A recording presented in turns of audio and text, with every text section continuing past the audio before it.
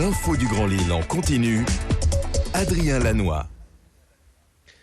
Bonjour à toutes et à tous, bienvenue sur Grand Lille TV et l'info en continu, en direct, en image et en 8 minutes. Voici l'info qui avance avec vous ce matin du mercredi 9 novembre. Il est 7h15 et voici d'abord les prévisions en météo. Encore un temps bien nuageux et pluvieux. Aujourd'hui, les perturbations s'enchaînent et les averses seront nombreuses tout au long de la journée avec en prime du vent de sud-ouest, des rafales jusqu'à 50 ou 60 km/h. Les températures restent stables et fraîches pour la saison avec 4 degrés ce matin à Lille et 7 degrés prévus cet après-midi. On en reparle bien sûr après le journal. L'infotrafic également à la une, déjà des ralentissements sur la 25 et la RN 41 en provenance des Flandres et des Wep vers Lille. Attention aussi à cet accident signalé, vous le voyez, sur la rocade nord-ouest à hauteur de Vambrochy et du pont de la Deule. Accident sur la rocade nord-ouest à l'heure actuelle dans le sens en Ouascal-Anglo, selon nos informations. C'est encore tout de même une info à vérifier. En tout cas, accident dans le secteur de Vambrochy sur la rocade nord-ouest. À la une aussi de cette édition en images, la mobilisation des infirmiers hier devant le CHRU de Lille, un ras-le-bol général du personnel hospitalier et des professions libérales face aux dégradations des conditions de travail et leur rémunération qu'ils jugent insuffisante. Les infirmiers veulent remettre les soins au centre des débats et non la rentabilité des hôpitaux et du système de santé. Ils dénoncent entre autres les heures supplémentaires à profusion, la cadence des prises de soins de plus en plus intense et surtout, je vous le disais, des salaires indécents. Selon eux, la rémunération des infirmiers français dans le classement des pays de l'OCDE est 23e sur 24 entre la Slovaquie et la Hongrie. La profession attend désormais une réponse rapide de la ministre de la Santé Marisol Touraine.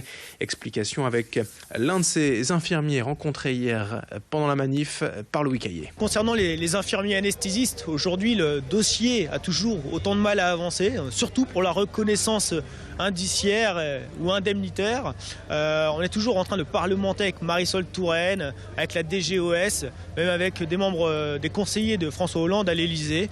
On a fait un énorme travail de lobbying. Aujourd'hui, le dossier reste toujours un peu en stand-by. On aimerait aboutir en tout cas aux conclusions qui soient les plus justes pour les infirmiers anesthésistes en regard du cursus hospitalo-universitaire et des responsabilités du décret professionnel qui régit la profession infirmière anesthésiste. Je pense qu'il est l'heure maintenant de reconnaître en tout cas la justice sociale pour les infirmiers anesthésistes.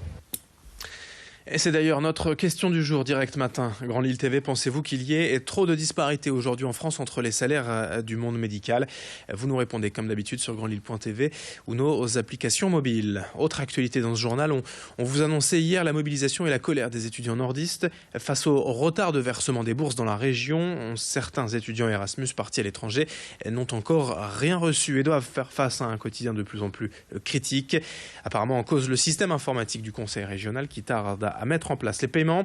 Pourtant, tout est prêt selon Nicolas Lebas, vice-président de la région, interrogé hier par téléphone. L'exécutif régional a souhaité mettre en place un dispositif plus avantageux pour permettre à davantage d'étudiants de la région des Hauts-de-France de partir à l'étranger. Et c'est donc cette fameuse bourse Mermoz qui a été votée par le conseil régional le 14 octobre, qui va recevoir 5 millions d'euros, soit plus de crédits qu'auparavant, et donc bénéficier à davantage d'étudiants. L'objectif que nous nous fixons pour cette année universitaire, c'est 3 500 étudiants contre 2 900 auparavant. L'administration du conseil régional y travaille, et je sais que les systèmes informatiques sera bientôt disponibles.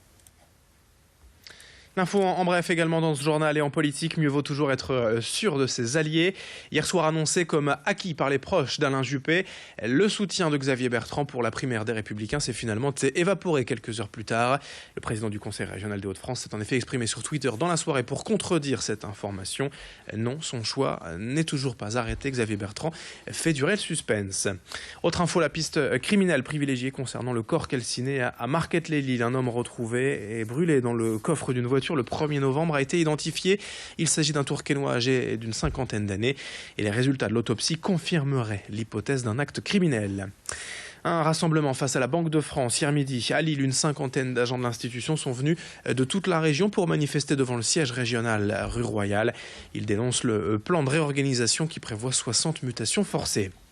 En politique, toujours François Fillon à Lille-Grand-Palais. Ce soir, le candidat de la primaire de la droite et du centre, ancien Premier ministre, sera à Lille pour une réunion publique. Rendez-vous à 19h, salle Vauban à Lille-Grand-Palais pour ce meeting de François Fillon dans la région. Dans le reste de cette édition, 7h20 en direct. Quelques bons conseils pour préserver sa voiture en ces temps de froid. Car même si l'on ne subit pas encore de température négative, ces valeurs proches de 0 degré tout de même nous réservent parfois de mauvaises surprises le matin au moment de prendre le volant. Serrure gelée, pare-brise bloqué, portière impossible à ouvrir. Il y a quand même quelques astuces pour ne pas être gêné par tous ces aléas. Nous avons rencontré le gérant du garage STA situé à Lambersart. Et je vous propose d'écouter ses conseils, les précautions à prendre. Point auquel il faut faire attention aussi, ce sont les essuie-glaces, parce que les essuie-glaces collent contre le gel, donc la raclette d'essuie-glaces, elle est abîmée, ou alors elle colle carrément contre, et quand on met en route les essuie-glaces, ça fait sauter le fusible, parce qu'il ne se décolle pas, donc le fusible saute. Et après, on nous appelle parce que les essuie-glaces ne fonctionnent plus depuis qu'il y a eu du gel. Au niveau du frein à main, le soir, si on sait qu'il va geler, vaut mieux pas le mettre, vaut mieux mettre en prise que mettre le frein à main, parce que si jamais il y a un câble qui gèle un petit peu, s'il y a un petit peu dans un câble, on risque d'avoir un tambour de bloqué à l'arrière.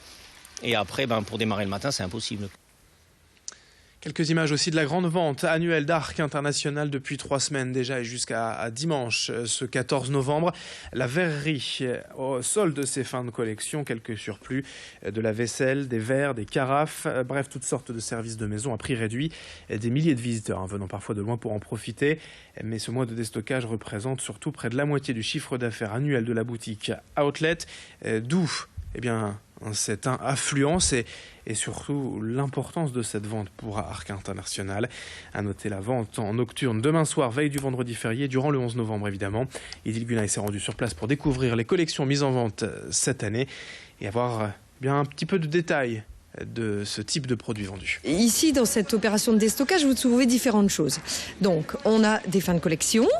On peut retrouver également des queues de production. C'est-à-dire que chez nous, en verrerie, on n'arrive pas à arrêter la machine vraiment à la pièce pile. Donc, plutôt que de jeter tous ces produits ou de les remettre dans le four, on les propose en vrac, donc c'est-à-dire sans boîte et non emballées. Et dans ces cas-là, on arrive à vous proposer des remises qui sont très intéressantes et qui peuvent aller jusqu'à moins 70%. Jusqu'à dimanche, cette grande vente annuelle est du côté d'Arc International. Fin de ce journal, 7h22, mercredi 9 novembre. Tout de suite, vos prévisions météo et l'infotrafic. Merci de votre fidélité.